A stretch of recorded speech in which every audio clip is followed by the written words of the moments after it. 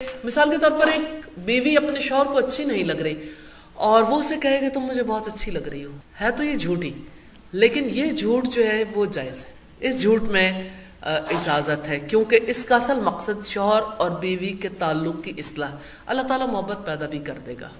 بیوی سے جھوٹ بولنا جائز ہے، لیکن کب تک؟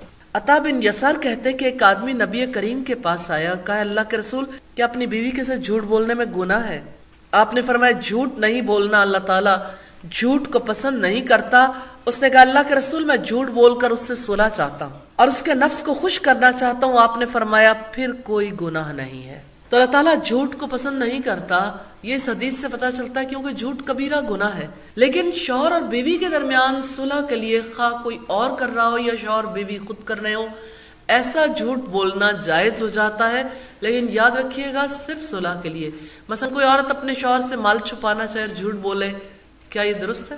یا یہ ہے کہ شوہر اپنی بیوی سے اپنی مالی حیثیت چھپانے کے لیے جھوٹ بولے؟ تو یہ جھوٹ بولنا درست نہیں ہے، صرف آپس کے تعلقات کی درستگی کے لیے